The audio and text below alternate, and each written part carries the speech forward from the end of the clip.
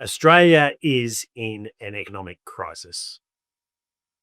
Now, that might not be immediately obvious to everybody, as prior crises we've seen, like the GFC and the pandemic.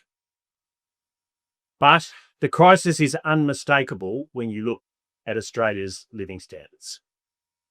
At a time when living standards should be rising, they're falling catastrophically, more than any other country in the developed world. What truly distinguishes this crisis is that rather than government acting to protect Australians from harm, this government is the primary cause of harm. Today's economic crisis is of the Albanese government's making. Make no mistake about it. And it's a tragedy for Australians suffering through it. It's a stain on this Labor government that should disqualify it from re-election.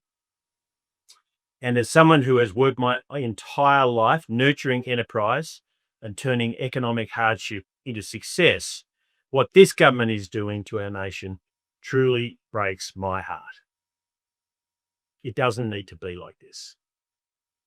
Australia should be thriving, not failing.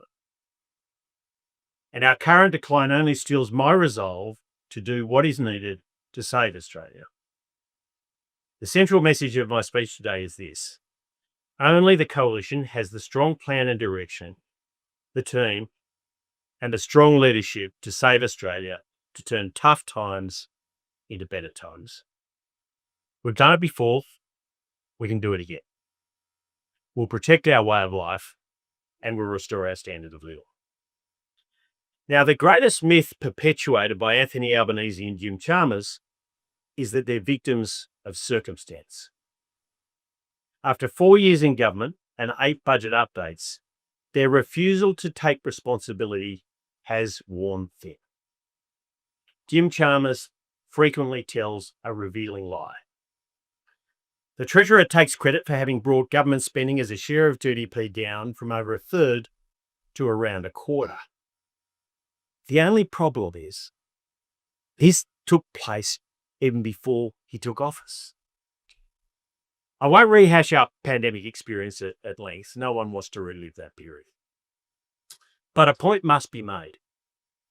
Faced with the greatest economic shock since the Great Depression, the Coalition intervened to save businesses and jobs, even though it grated against our economic instincts. The economic interventions were intended to be targeted and temporary, so the deficits unwound rapidly as the crisis passed. Of course, there was relentless pressure from Anthony Albanese and Jim Chalmers to spend an extra $81 billion to keep the money flowing for longer. And the claim that government spending grew permanently is debunked by the numbers. In the financial year after the borders reopened, government spending had in fact fallen to 24.3% of GDP, lower than before the pandemic. So emergency levels of government spending receded quickly. Unwittingly, though, the Coalition had laid the fertile eggs from which Labor's Leviathan would hatch. Many Australians became reliant on government during the pandemic, understandably, but that dependency fed a mistaken expectation that government could be the solution to every problem. And that expectation was seized upon by Anthony Albanese. Angus Taylor just laid it out plain and simple at the Sydney Institute. Australia's not just having a rough patch, we're in a proper economic crisis, and the Albanese government owns it. Living standards are falling harder here than anywhere else in the developed world, right when they should be climbing. That's not bad luck, that's policy. Taylor nails the big lie from Albanese and Chalmers, pretending they're victims of circumstance after years in charge. Remember the pandemic. Coalition stepped up with temporary support to save jobs and businesses, even against their instincts. Spending came back down fast afterwards, but Labor saw an opening. Bigger government, more dependency, and now we're stuck with the bill. Government spending's climbed back up as a share of the economy, and ordinary Aussies are paying through higher taxes, squeezed wages, and skyrocketing costs. What hits hard is Taylor's heart in it. This bloke's spent his life building enterprise, not talking about it. He says it breaks his heart watching the country decline when it should be thriving. And he's right, it doesn't have to be this way.